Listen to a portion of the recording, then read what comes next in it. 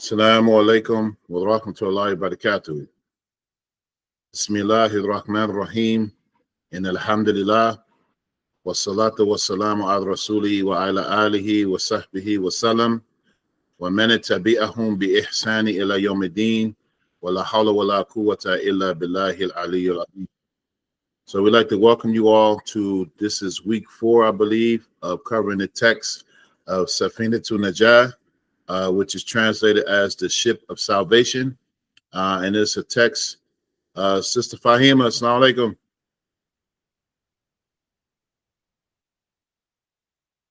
Sister Fahima, you on there?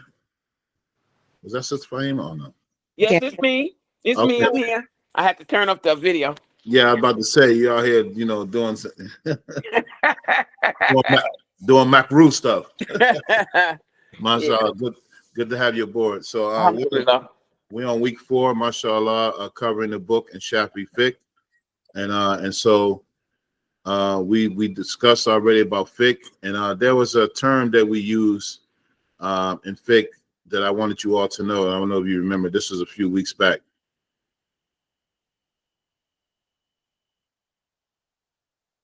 You got to give us a little bit more clue. Oh, I say it in Arabic. Afdalul ilm al-hal.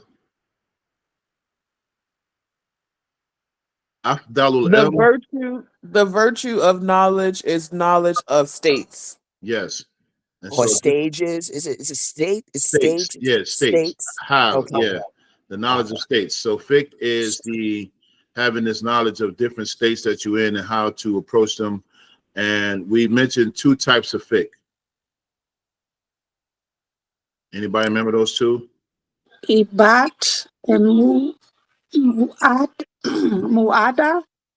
Is it ibadat and mu'alimat or something like that? Yes. It's the fiqh of belief and the fiqh of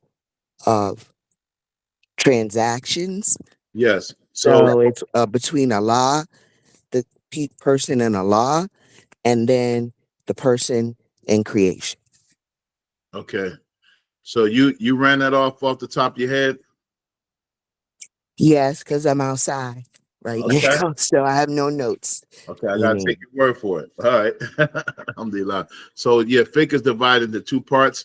Is the fiqh of ibadat, the fiqh of worship, that's between the person and Allah, and the fiqh of mu'allamat, which is the fiqh of transactions between a person and the creation.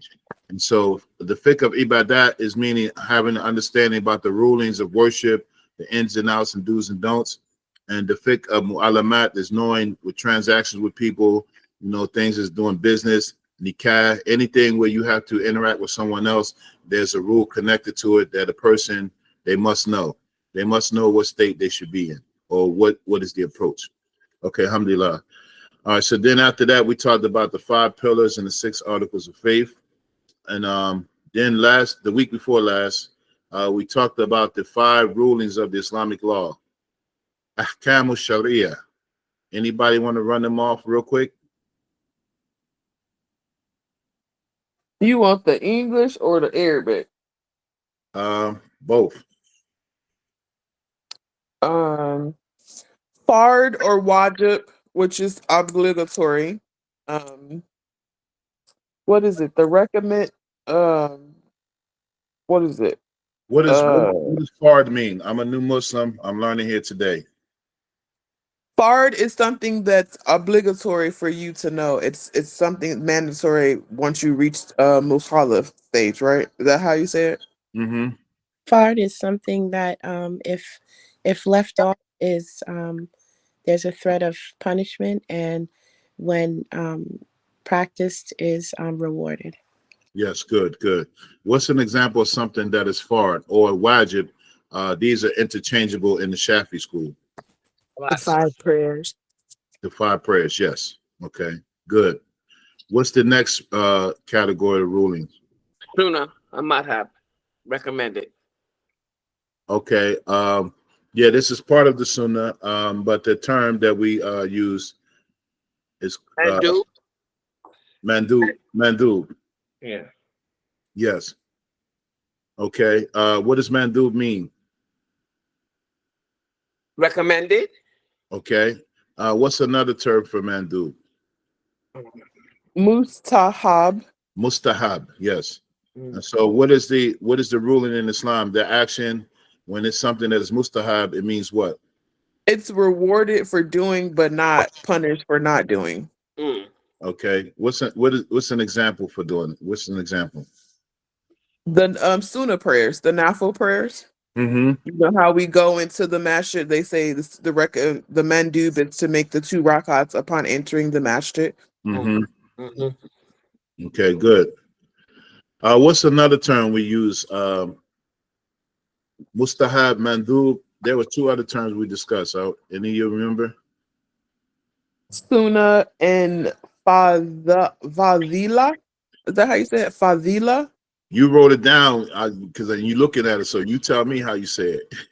I'm looking at that one for sure because I don't know how to say it. That's why I'm asking you. Fadila. It's Fadila, the yeah. DH. So is the Z? Is it the small DH or the big one? Is it No, Zal or it's Zal? it's actually a dog. A Fadila. dog? Yeah. Okay. Fadila. Fazi. Oh, got it. Thank you. Okay. Yes, so that's another term. So these terms in the Shafi'i school are interchangeable. All right, good. The next thing is, what's the next ruling in Islam? Mubah. Mubah. Mubah. Mubah. Mubah. Mubah. Okay, what does mubah mean? Permissible. Essentially, it's neutral. Okay. There's no reward for doing or leaving it off.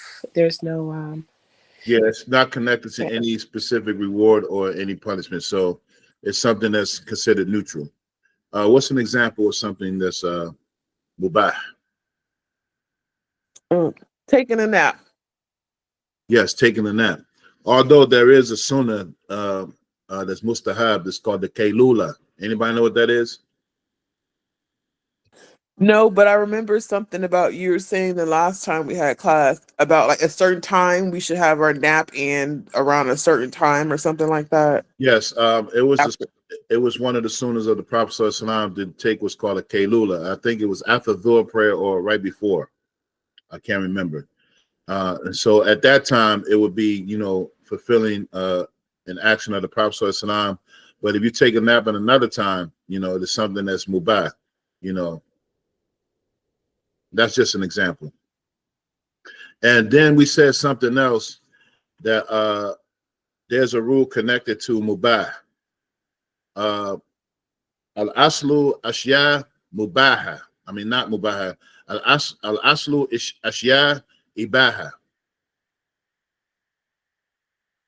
Can you type that in the chat? I have the note. Is that the normative rule for all things is that they are permissible until a sign/proof of impermissibility appears? Yes, that's it. So, and just You type the Arabic in the group chat so I can write the Arabic down. will not. I'm doing something else right now. It's like, okay, let me type that in there.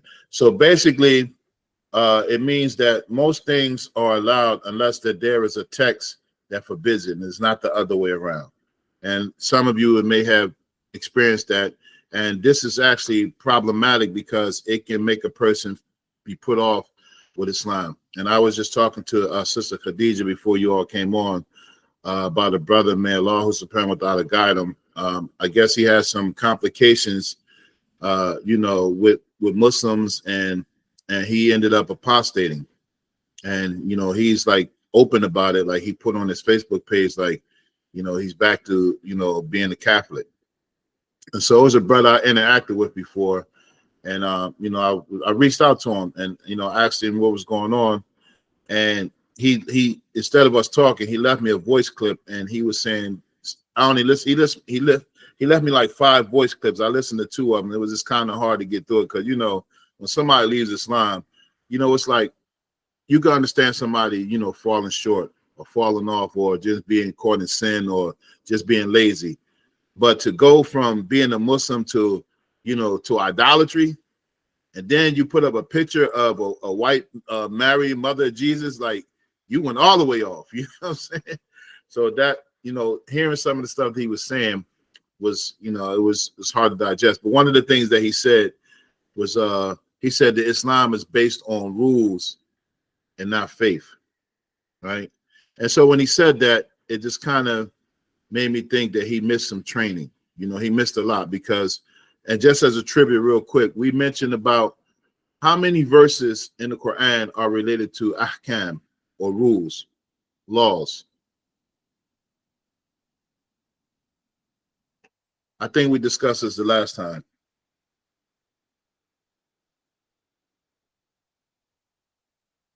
This is just a trivia question. If you don't remember, it's okay.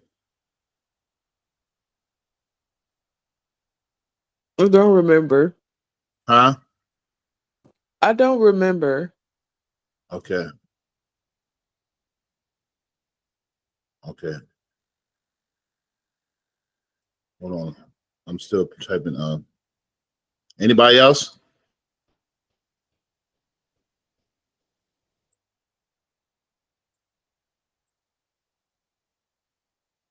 Don't all answer at one time.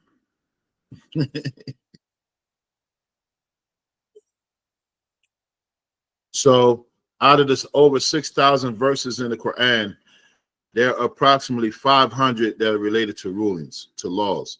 So that's percentage wise, that's less than 20%. You So said 500 ayats are related to fiqh no, rulings? no, related to rulings, like what do's and don'ts. Don't do this. What is the ruling on it as far as law, right? Okay. What is the law concerning it? So there are only less than 20% of verses that are related to rulings. So rulings is not the foundation of it. And then when you look at the Prophet Sallallahu and his Risala, his Nubuwa, what did it start with?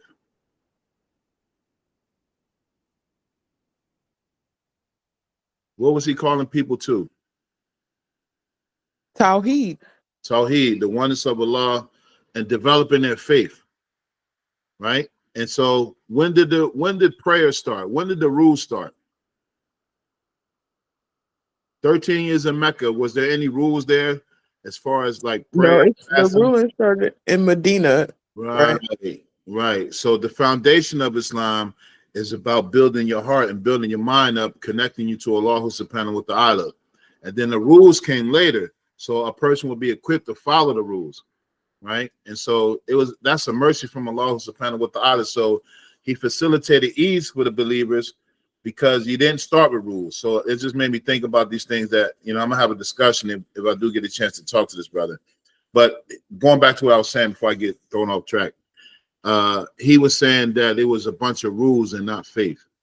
And when he said that, that just kind of made me think like he has been studying Islam on his own, or he just haven't been exposed to people who can show him the right way. And why it's important to be with people who know the religion and connect ourselves with people who are able to teach us, And unfortunately, there's a lot of this going on in today where people are disconnected from communities, not really bonding together, and they're out there on their own, and they're putting views in their minds that could lead them astray. And we ask Allah subhanahu wa ta'ala for safety and guidance. Yeah, so I'm going to revisit the brother if he does want to talk, but it just made me think about the importance of knowing all of these technical terms that we're going through, and Islam, they're in detail. As we'll cover today, you'll see stuff as important as taharah. It's very important. All right, so we left off on mubah, which is neutral, that a person, there's no particular reward connected to it or any punishment. All right. And the foundations of actions are under this category. And yeah, so I know what I was saying. Like, I know for me, when I used to be, part of a movement, everything was about, and I've heard teachers from that movement say, you need a proof before you can do something. Have you all ever heard this before?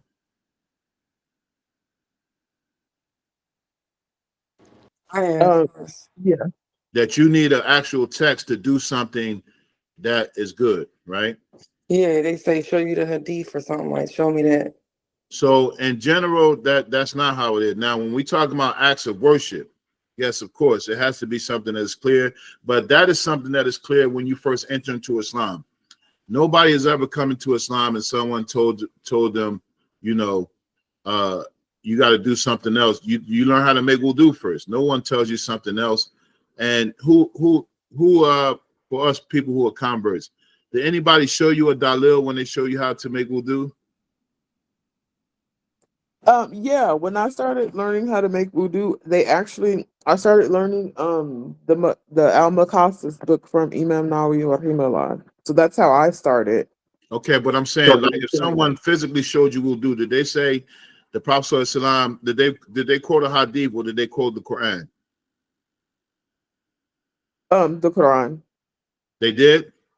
Yeah, I forgot what I because it's in there. It's in the Quran. We But just Yeah, then, of read it. course. I'm no, saying, but most people, initially, when you start, I think what hopefully what you're trying to say is that initially when you're starting to do the salat, the obligatory thing that people just tell you how to do it, and you just kind right, of follow it.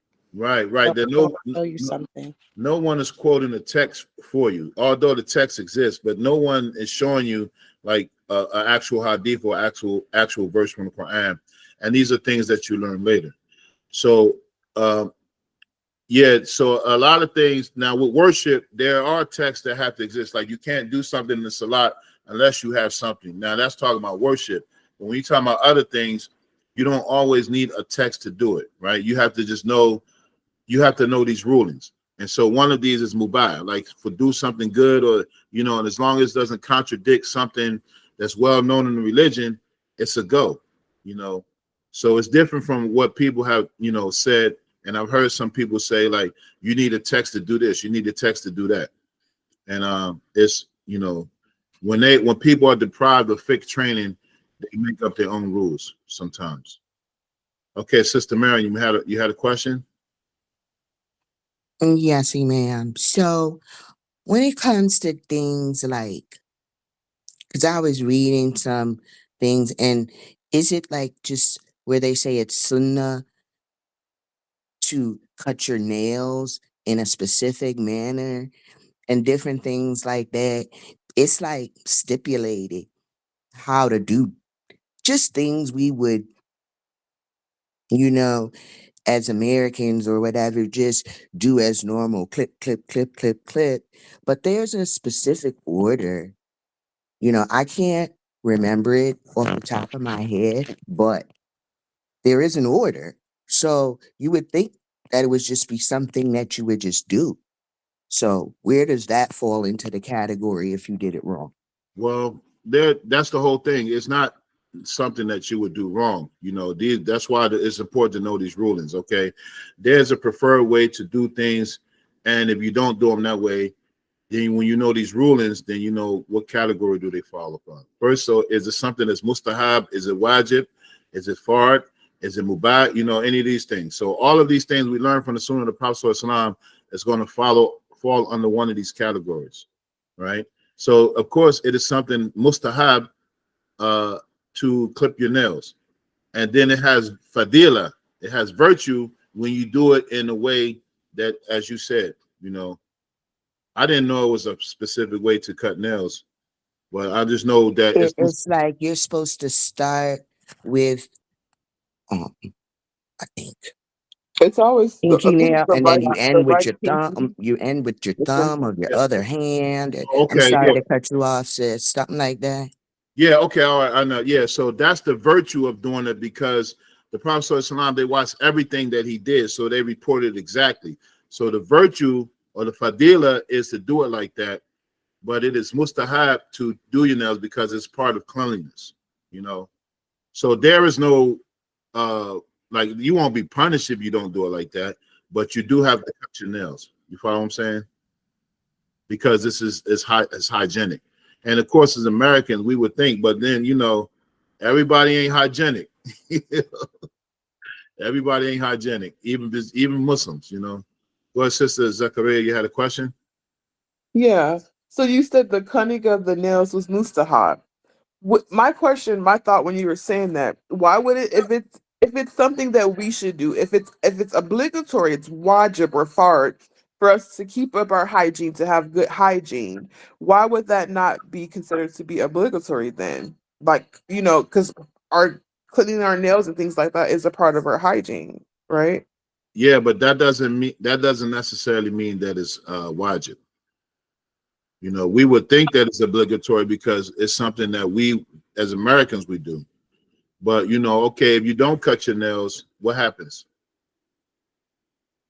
You just nothing. They just grow. You collect, but it's. I mean, you collect a bunch of dirt up under there. You Yeah, can yeah, never get it. Won't stay clean. yeah. Say it again now.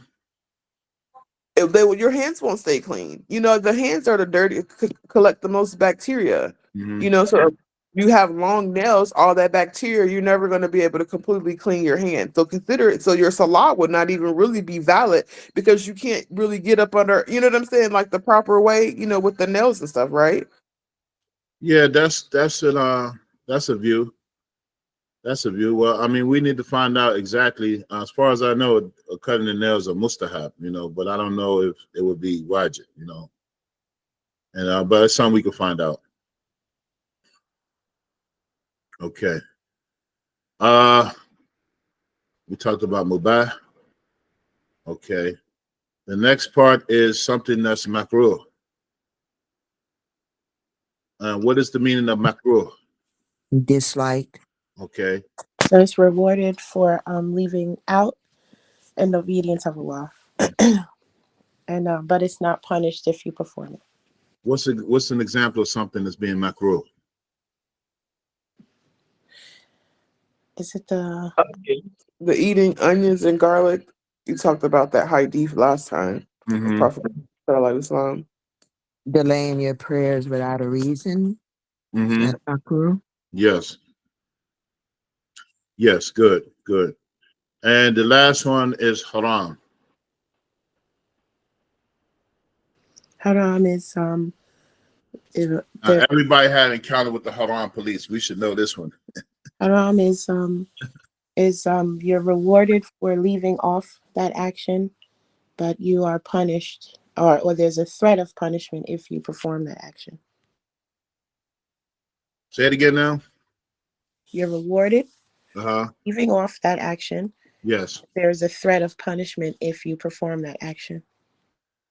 Yes, absolutely. Alhamdulillah. And you see here the mercy of Allah subhanahu wa ta'ala. Just imagine, an action that is unlawful and punishable by the Islamic law, and you leave it off, there's a reward in it. Like who who else could do that besides Allah subhanahu wa ta'ala? Who else? All right, good, good. There was another last week. I think I had a homework assignment, and I don't have it. Not last week, the week before. I was supposed to find out the name of the companion that when Mu'adh ibn Jabal encouraged him to make wudu, and he had a bandage, and when he made wudu, it ended up killing him. That was the name of the person. I didn't never get it, but please remind me during the week. I know Sister Zachariah won't let it go until I find it. So I know the rest of y'all, excuse me, because I ain't never heard of nobody else in no other classroom telling the teacher they got assignments. Y'all go. I'm appalled by your statement, Imam. Y'all go to regular school and y'all ain't tell the professor nothing. Listen to everything he say, and then I come here. I gotta do homework. Okay, yeah, I have it. I appreciate you remembering. Yeah, so those are the 5 rulings of the Islamic law, and so everything that we do as far as ibadat and mu'alamat are going to fall under those, and so it's important to be familiar with them. So, is there any questions on that?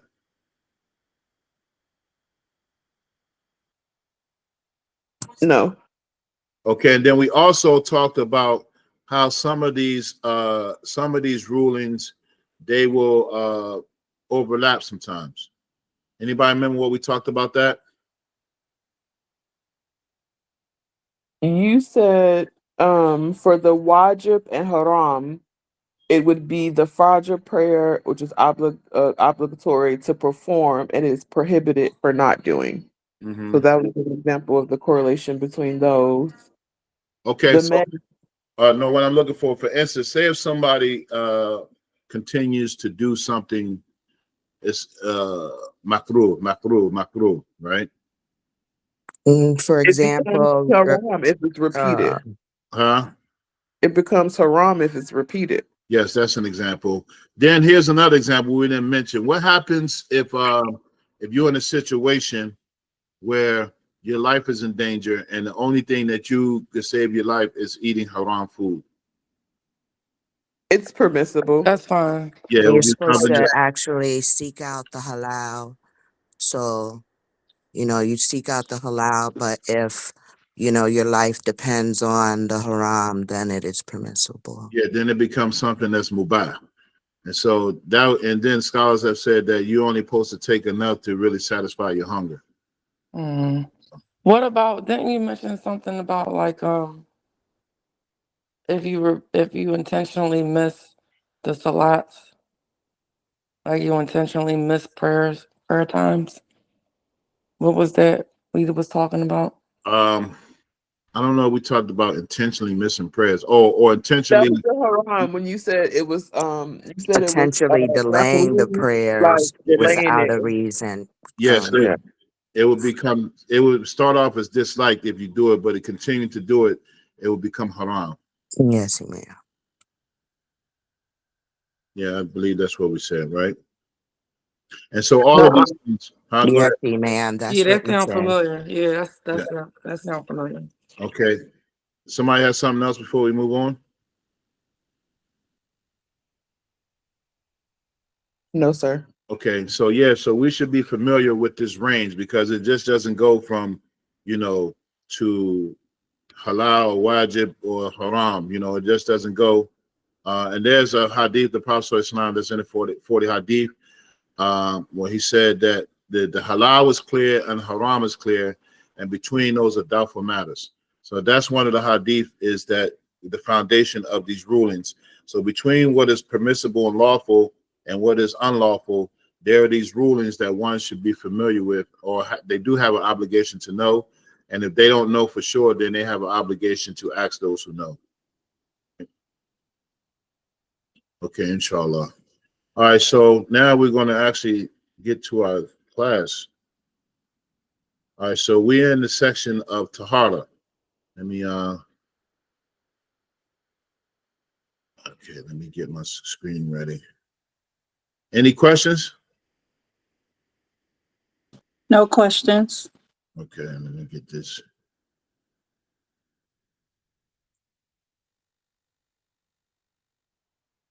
Okay, so now we're starting on the section of taharah,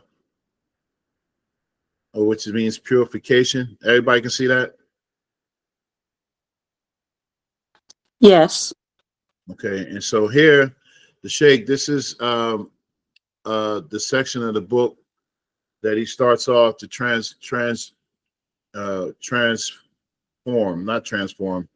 transfer to the next part. Okay, I'm thinking about something else.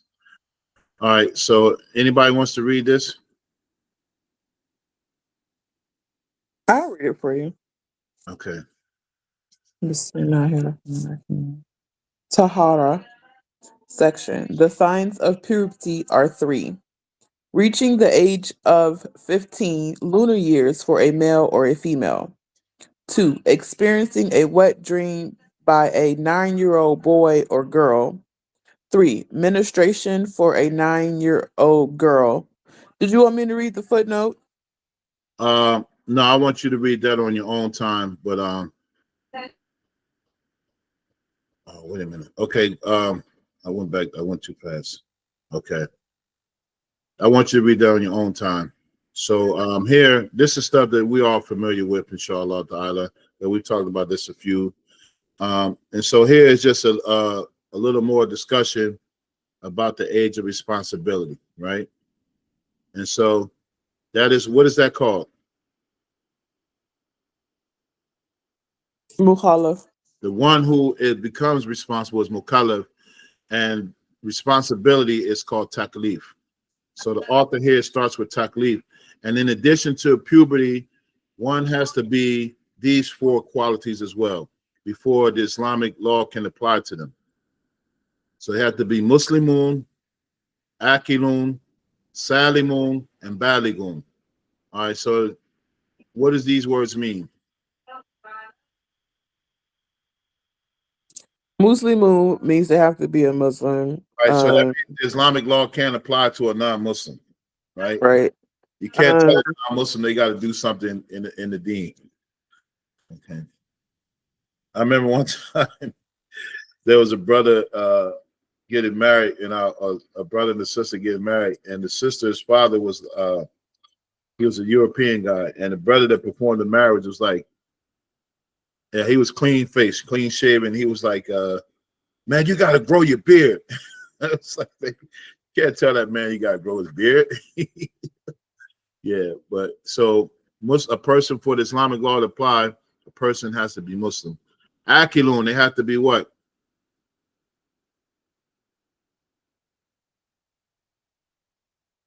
What is the meaning of Akilun? Their intellect, they have to be sane. They have to be sane. They have to be intelligent and not the opposite of intelligent, which is incompetent, right? Salimun. Is that the same one? It means they have to be of sound mind. The senses have to be in order, right? The senses have to be in order. And Baligun.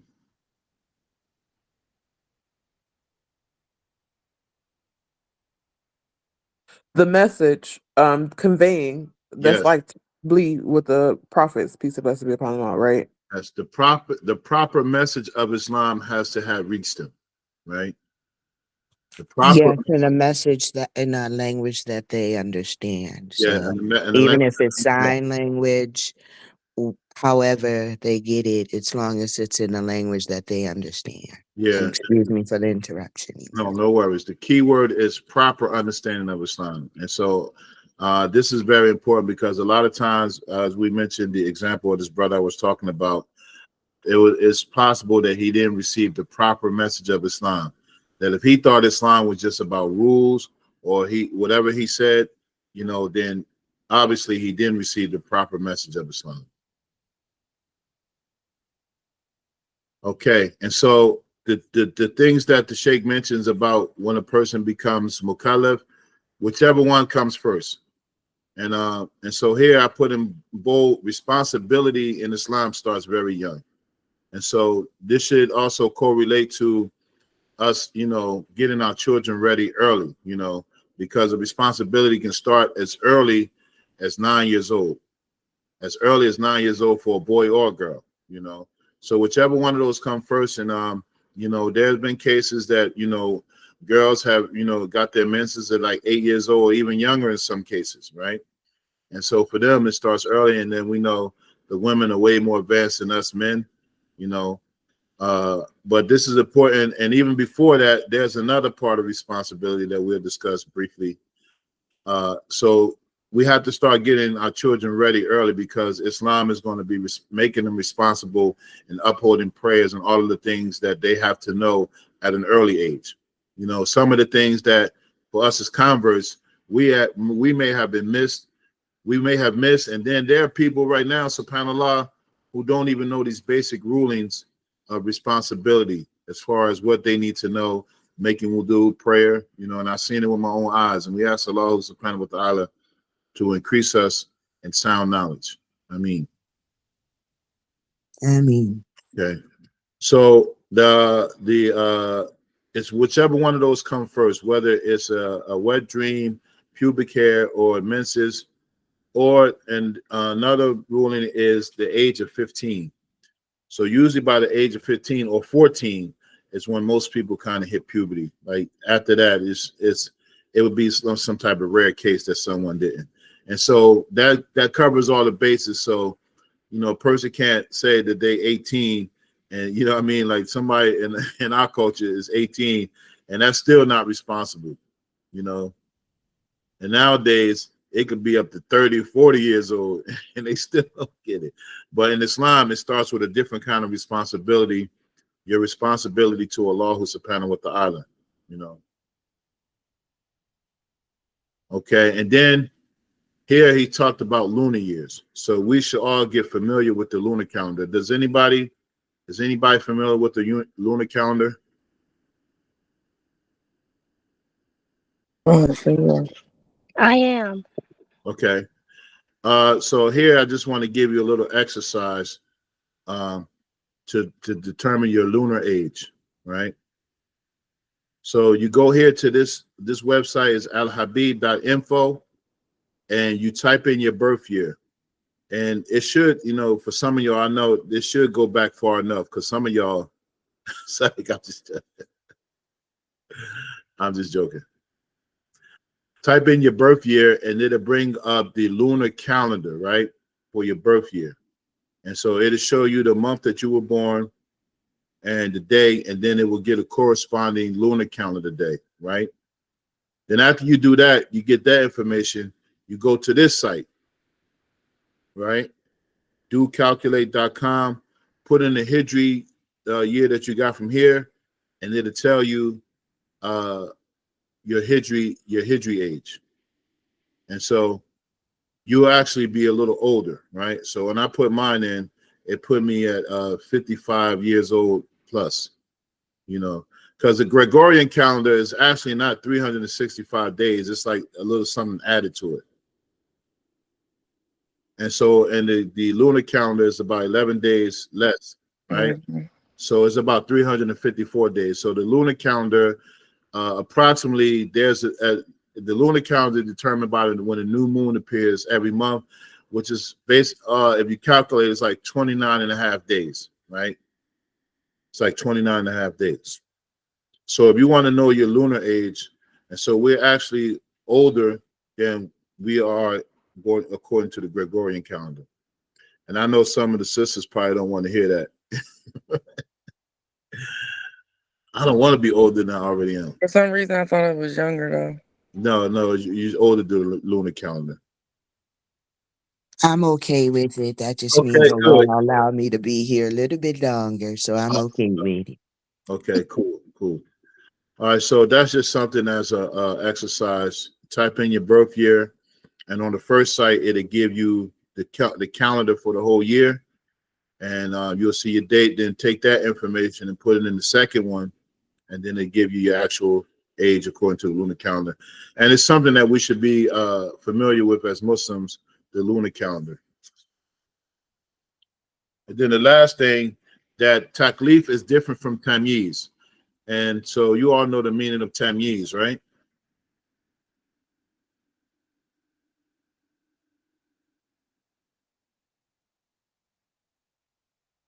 It's the age of discernment. The age of discernment, or actually, They can tie their shoes.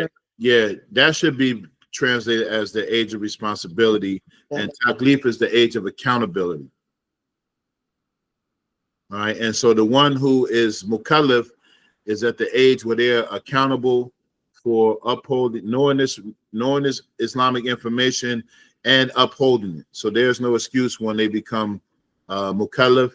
And then another thing we mentioned in our previous class. So I want some of our veterans here.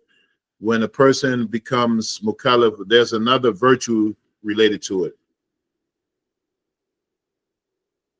Are you talking about the angels? Yes. What? Yeah. What about them? Your record, your pen is no longer lifted. Well, at that time, that's when they start recording everything, right? The good, the bad. But before that time, when you reach the age of responsibility, all of those good deeds will go with you as well, and there is no accountability.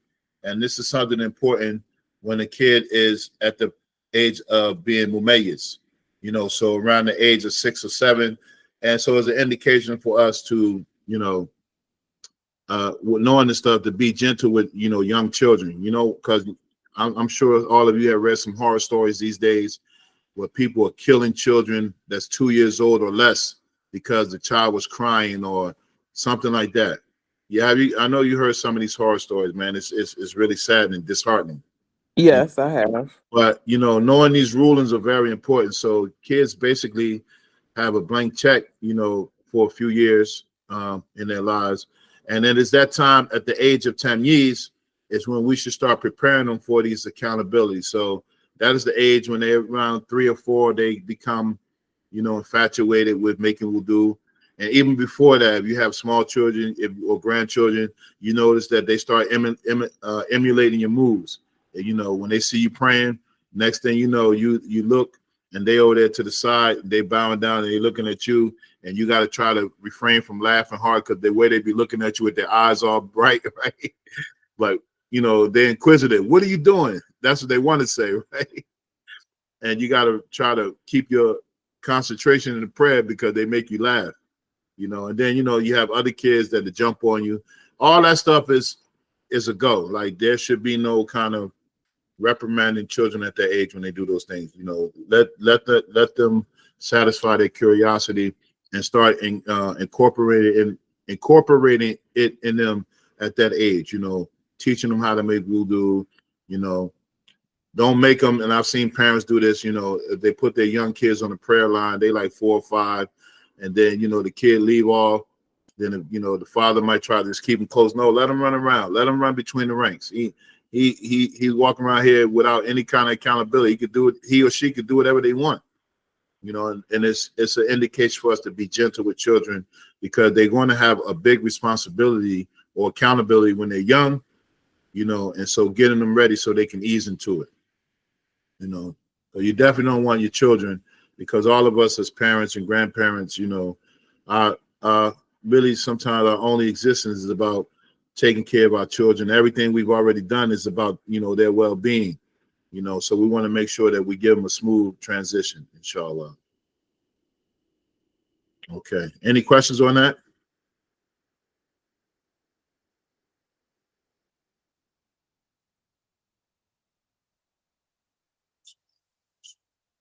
Okay, Sister Miriam. Amen. Excuse me. I have an unrelated question, actually. It's about prayer and my cat. I know it's like, how could that be in a question? But you know, although cats are, permissible in Islam, um, I always have a question about my cat, like walking around trying to, interrupt my prayer when I'm making salat. And I mean, so I don't want to like put her up or lock her up, but she walks her little poop box, and although cats are permissible, I don't feel comfortable with that either. I just be like, go on now, I'm making prayer, but then I see online, I see cats jumping in people's arms while they're making salat, on the other hand. So I'm like, okay, where am I going too far with it? Like, Yeah, you go too far. because I don't want my cat walking on my, Yeah. walking around after she done pooped and walk. I mean, okay, so tell me, what's the rules? Just tell If the cat is permissible, the cat is permissible. Yeah, me. Okay. don't all those extra things. Don't worry about it. Okay. Okay. Because cats, even with their All litter right. boxes, they won't actually use it if it's like if it's too much, like if it's overloaded.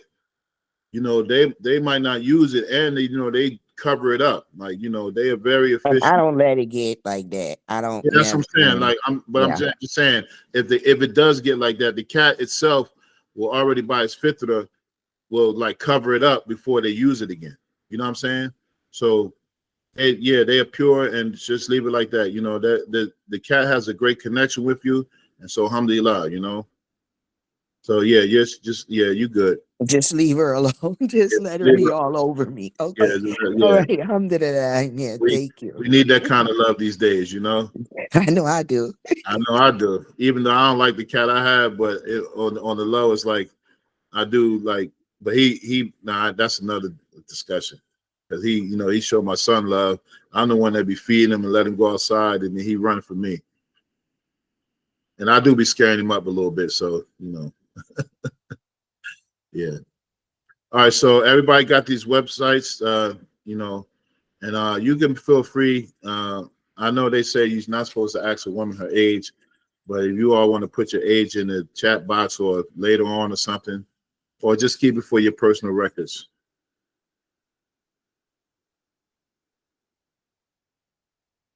All right. Okay. So let's go to the next section. He mentions the conditions for using the stone. So here we talk about taharah. And so he starts with how to clean yourself after using the bathroom. So there are 8 conditions. Anybody wants to read these?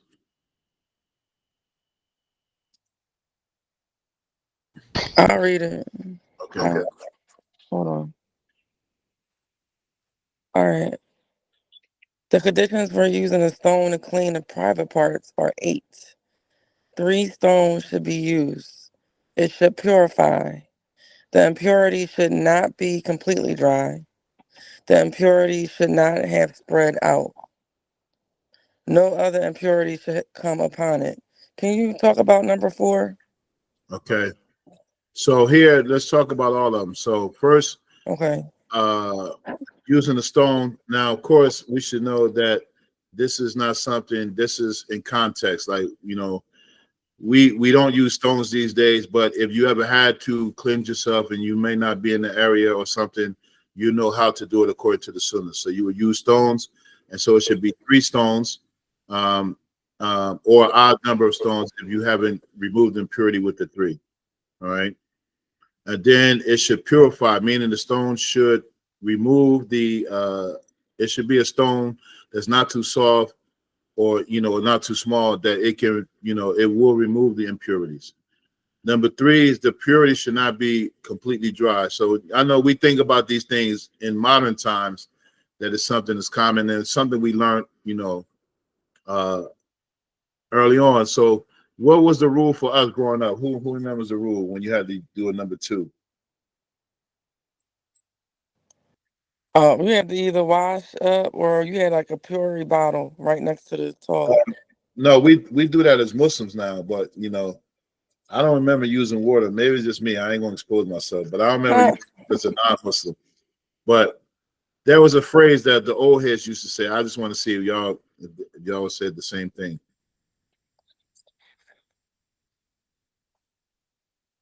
Maybe when you say it, I'll be like, oh, okay. I will. Yeah, when I say, but oh yeah, I heard that before. Yeah.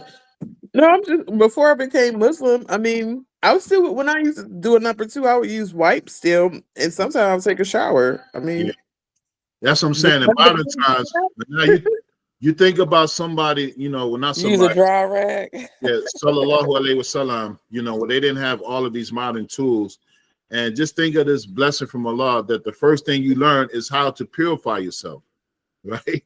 The first thing you learn in Islam is how to clean yourself before you can pray. But there was a saying, they used to say, "White till you see white." Oh God, yeah. Y'all remember that? I was traumatized by it. That's why I don't use. That's why Yeah, I just forgot it. white till you see white. But there's Nasty. a wisdom to that. There's a wisdom to that. Yeah. So here, the purity should not be the impurity should not be completely dry. So it means that the impurity there shouldn't, like, and we look at these, we're looking from a modern time, like you couldn't imagine somebody walking around where some impurity dried up in their underwear. But there are people who do it.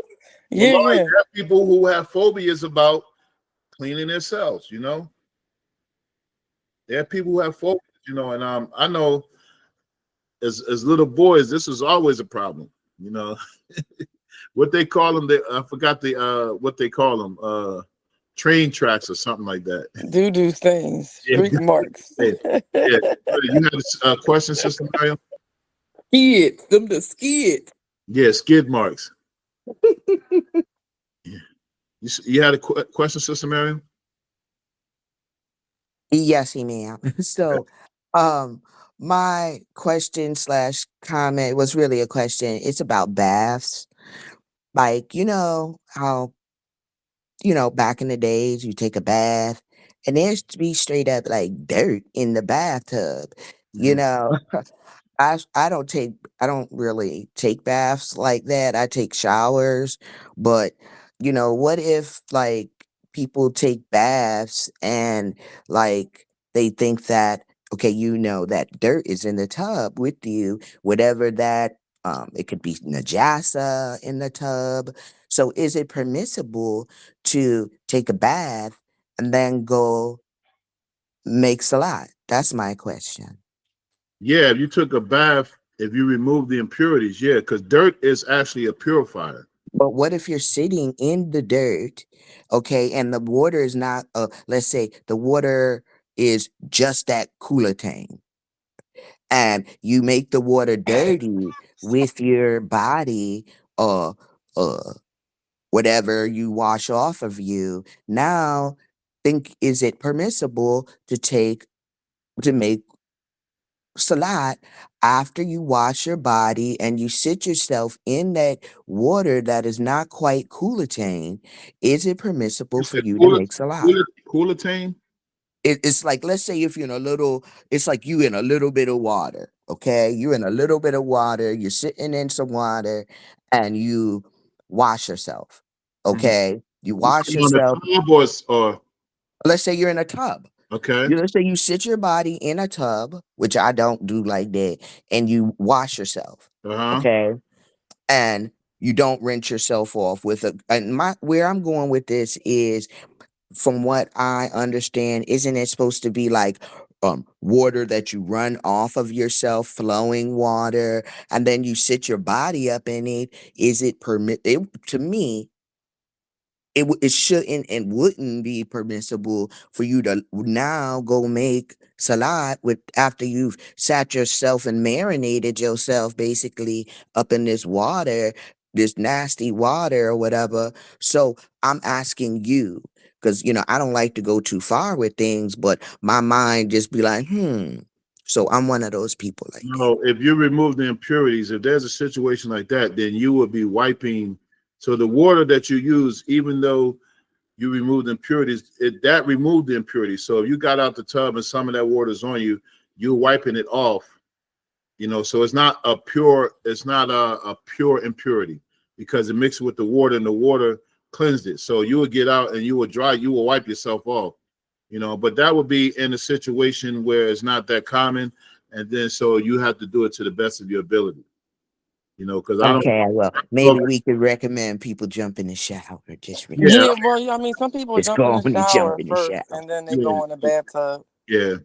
I mean, Or because vice versa. Go in your bathtub, then rinse yourself out. I know. Well, Take uh, a bath. I sit in the water. I don't wash myself in the tub when I take a bath. I just sit in the water, and then when I get ready to cleanse my body, I drain the water and take a shower. Take a shower, right? Yeah, it's like, yeah. yeah. But That'd be my recommendation. now, but then, um, yeah. I mean, this is something that's probably not that common because, like, I mean, because you could be taking a bath and not really removing impurities from you. You know what I'm saying? So the impurities are things in the just urine, defecation, stuff like that. So you could be taking a bath and you know how the water might turn a little bit and then like your skin, and where, that ring, leave that ring around y'all tub. You heard me, right? It's like I just the way you leave the ring around the tub. So that wouldn't necessarily be impurity, but at the same time, you will also, when you get out, you'll be wiping yourself off. So, in the event that you had to remove impurities in the tub, the water in the tub that you're using is part of removing the impurities. You know, and we thank Shukran. we thank Allah, for giving us modern stuff. Also, this is where that thing I just thought about, like common sense, like how they say, like in order for you, like we were talking about earlier, like one of the things of being a Muslim is having that sanity. So, like, you're not going to take a bowel movement, not wipe yourself, and then hop in the tub. Like, that's just like, Right? just being able to have that common sense to have it all balanced out and Yeah. not be so, and not like, because I'm a deep thinker too. So I Mhm. always have to remind myself that it's a balance, check and balance. So don't Mhm. be so stuck in one way. Like, you may be stuck on like showering properly, but then you don't pray. So it's like you gotta have a balance. It's important to have It's some type not, of it could balance. not necessarily, I'm sorry to cut you off, sis, but I just have to add, it doesn't have to necessarily be feces. It could be blood.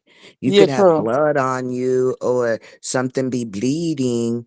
Let's say a woman shaves her legs, for example, Mhm. and you nick yourself or you nick yourself badly and then you put your leg down up in the tub. What then?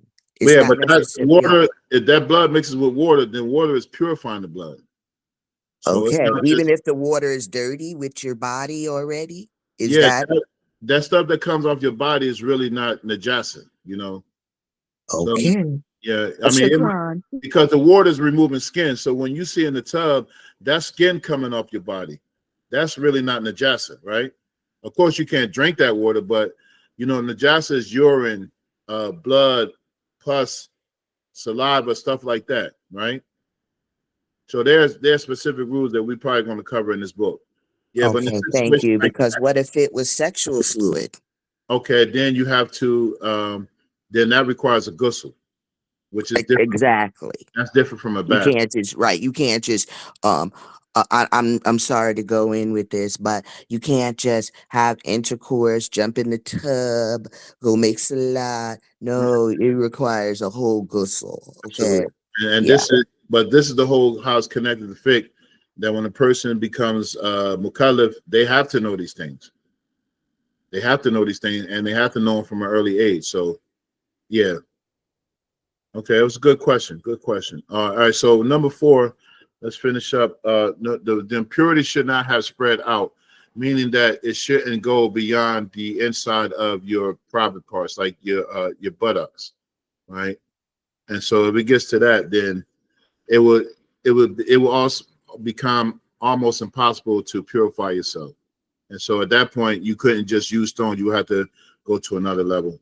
No other impurity should come on the thing that you're using for impurity. So, for instance, if we talk about stones, it can't have an impurity on it when you initially use it. And then in our time, we're talking about toilet paper and wipes. You can't use a toilet paper or a wipe that already has some type of impurity on it. So it has to be, you got to use a fresh roll. You got to use a fresh roll. Okay, let's get to this other part, inshallah. Continue. So 8 conditions. There was 5. The impurity should not go beyond the inner buttock and the head of the penis. Water should not calm down. Water should not splash onto the stone. The stones to be used should be pure, as what you said. Yep. Yeah, so these are all the conditions that you meet. And sometimes when we talk about these things, we involve our private parts. But Allah who's dependent with the Allah is not shy to tell us the truth. So, and just think about it in details. How do we learn these fiqh rulings? They learned them by watching the Prophet Sallallahu Alaihi Wasallam, you know, recording this stuff down. And then the Prophet Sallallahu Alaihi Wasallam also indicated to them what needs to be done and not being shy to say, just like, and this is not something strange. When we have little kids, and stuff like that, we got to, so, when you have to clean your child, you have to touch them in their private areas. I'm not touching them in a bad way, but, you had to wipe them off. All of us had to have our backsides wiped, you know what I mean? And that's not something that you would, nobody's looking forward to doing it, but in order for to achieve the objective, that those things have to be done. And even in the medical field, they have to do things to you that, that's not normal, but in order to achieve the objective, you have to go through that hardship, or that inconvenience. Okay. So let me go. We got a couple more slides before we end. So here he was talking about the shart, the conditions of istinja, right? And he's mentioned 8. And so I just wanted to hear the shart or plural shurut, which means the conditions. And so here when we talk about shurut, it means fulfilling all the conditions, and they have to be present, right, before you can do the act. And the shurut are not the actions themselves. So what he means is that, for instance, if you have all the conditions that he mentioned, right? You have the stones, the impurity doesn't go past your navel and your backside and all of that stuff.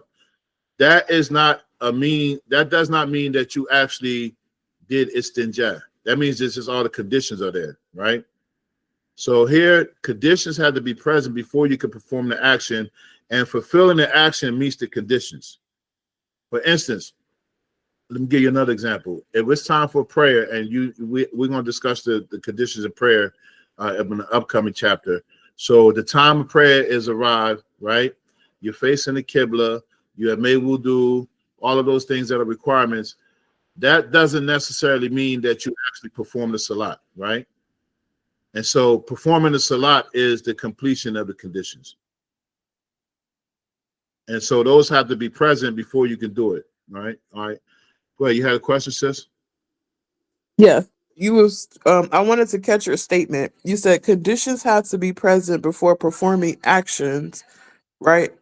And then what was the other part?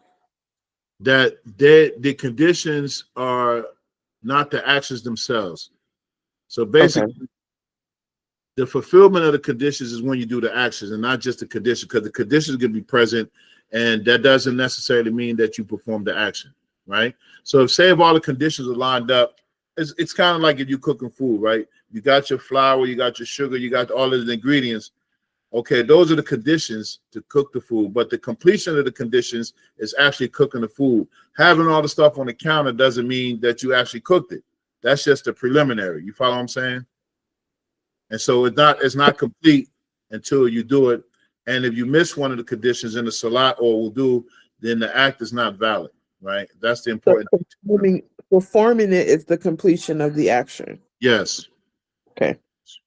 All right. And so here, these 8 conditions is called istinja, not istinja. Istinja. Istinja. All right.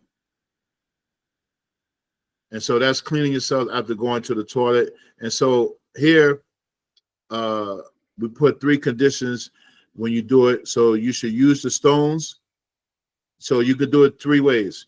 You can use the stones and then water. And in our time, you can replace stones with toilet paper or wipes, right? So you will use the stones or toilet paper. You will wipe as much as you can and then use water. Or you could just use water by itself. Or you can only use tissue, or you can wipe till you see white, right? And so the best way, of course, is to use the toilet paper. In our time, where we are, use the toilet paper first, and then you use water. And but in an extreme case, or not extreme case, in the absence of water, you can use only tissue. Of course, doing your best to remove the impurities as much as possible. You had a question, Sister? Yeah. Yeah, go ahead. Okay, so all right. So when we're doing istinja and istinja right? Is that how you say it? Istinja. Uh-huh. Istinja and then istinja. No, it's one word. Istinja. Istinja is pronouncing it incorrectly. Oh, so that's the way you pronounce it, really? Istinja. Istinja. Yeah. Yeah. Oh, okay. I'm thinking it was 2 different words this whole time. Oh my goodness. No. You know how people say istinja? No, it's Yeah, istinja. that's how I heard it. That's how I've been saying this whole time. So it's istinja. Istinja. Okay. My question, okay, so what about like publicly? So us women, sometimes we have to go use the public restroom. And so I carry baby like a little small little, wipes with me just so I can do instant jab.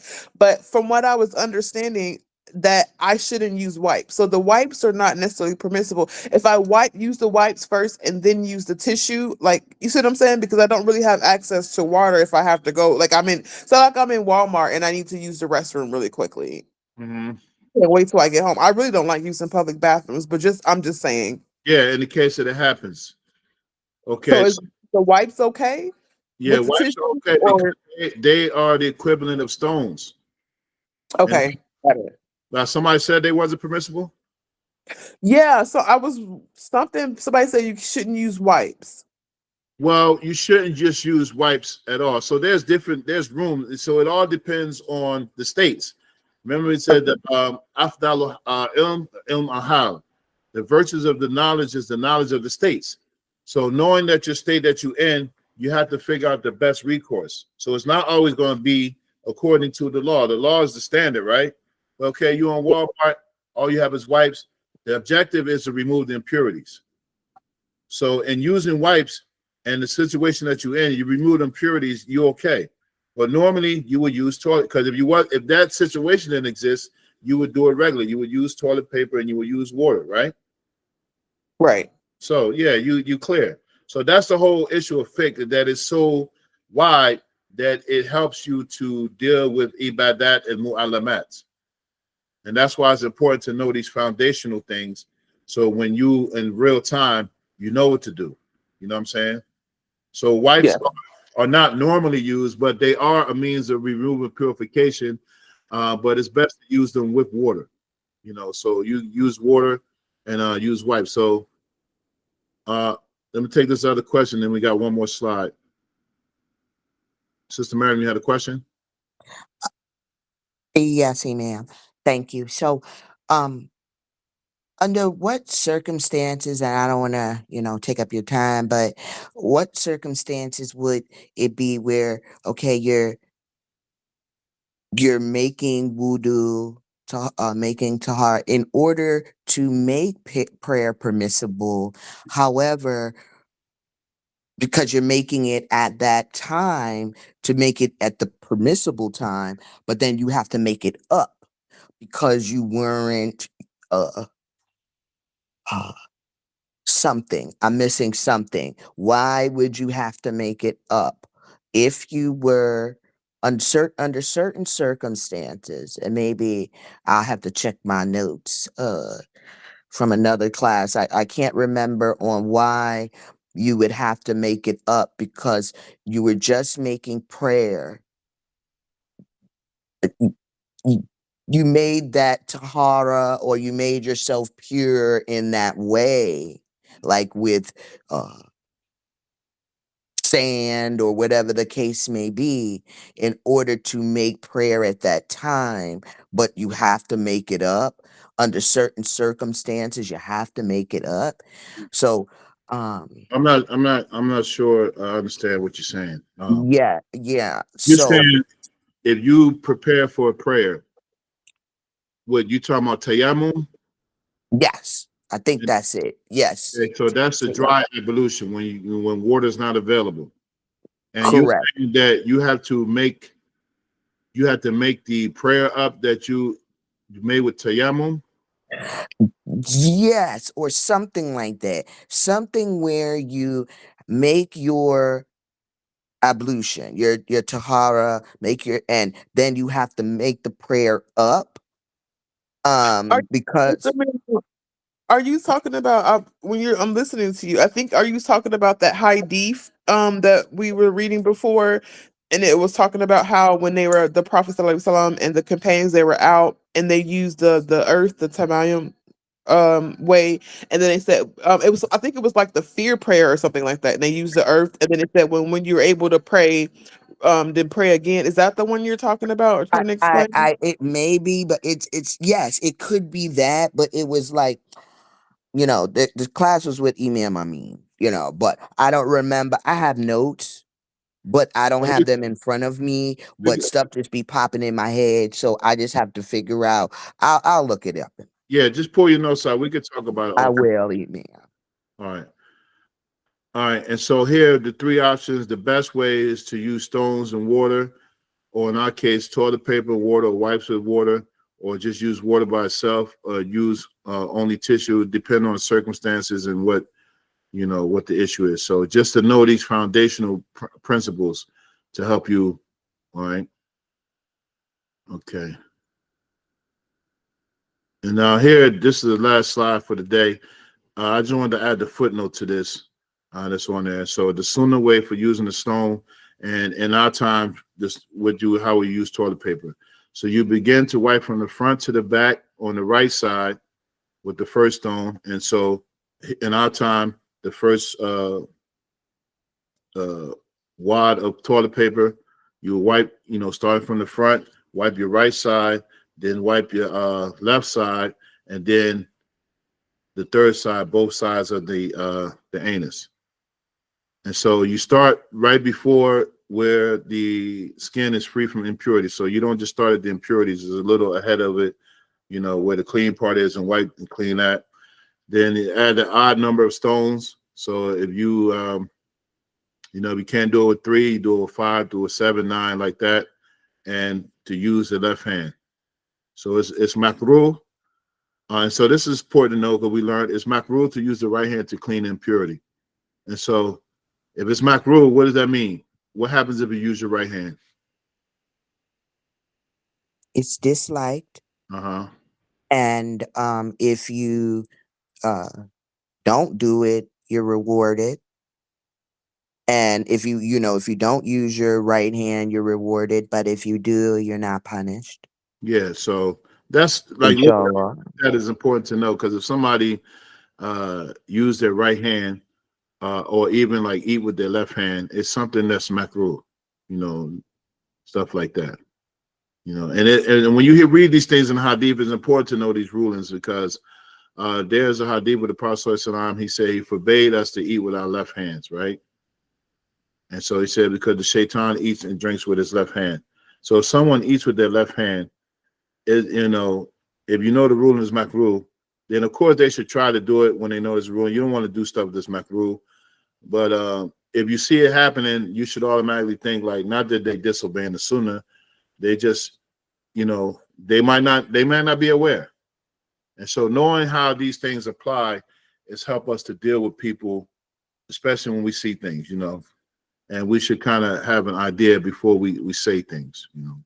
Because going back to that brother I was saying at the beginning of the class, he also mentioned about stuff about like eating with your right hand. So he considered that as like a rule, right? And so some people uh they think it's all rules and they don't want to follow the rules. People just want to be free to do whatever they want and they don't want to be restricted. And that's what I got from him. And there's some other things that I'm not going to mention, but just uh yeah. But anyway, it's important to know these things so we know how to approach situations in our own worship with Allah. And then when we see things happening, there are things where people might say something is haram and it's not haram, or something might be mustahab and it's not. And so it's important to know these in general. All right, you had a question, sis? All right, this will be the last one for the day because we're at the end. Yeah, I'm sorry. I was just listening to everybody, but I have a question about missed salat. So if there's somebody who like hasn't prayed for a while and then they started praying again, is it obligatory that they make up the missed prayers that they like the prayers that they missed, or do they just continue to pray? And I think in all four schools, they have to make up those prayers they miss. And they Okay. they have to calculate it, so they have to calculate the time that they miss and really do their best. I know there's rulings out there. They're saying that you start where you are, but I don't think that's from the four madhahib. But I know in the Shafi'i school you have to make those prayers up. You have to make those prayers up. So what would be a good thing is to make it easy. Maybe on the weekends they can join each prayer with another prayer. Okay, So got for it. instance, they make Salatul Dhuhr and then they make the intention, this is the Qadar, they're making up a prayer. And they do two Dhuhrs, right? Or like two Fajrs like that. And so they calculate how many they have to make up and stuff like that. Now I heard a sister say this, and I mean not a scholar or anything, but she was like this is like a hardship. No, but this is how important the prayer is. It's not to be missed. And if you miss them, you have to make them up. Because what excuse does a Muslim have who believes in Allah on the last day to be missing prayers, except that, what excuse do they have? Right. You know, if you believe that it's binding on you, you don't have no excuse. So, and if you miss it out of negligence or just laziness, then you owe those back. Understand. Awala ma yuhasibu bihi al-abd as-salat. The first order of business, the thing that the servant will be called for is a prayer. So you had a question, Sister Zakaria, before we end? Um, oh my goodness. So I was told that as far as making up like salah, and you said what you said was correct, but I was also told that they can use tahari. prayer, the prayer, the extra prayer during the month of Ramadan that everybody likes to do, Uh-huh. that they can. I was told by my imam at the masjid. He's in the Maliki school though, so but he said that you can according to them that you can make the intentions for your tahari prayers to make up any other prayers that you've also missed as well, so that can be utilized for that as well. Is from what I was told, I guess. Yeah, mashallah. Yeah, I mean, any whatever means to achieve the goal. If that's a rule in the school, then that's something that even a person who doesn't follow Maliki school, they can use that as a dispensation.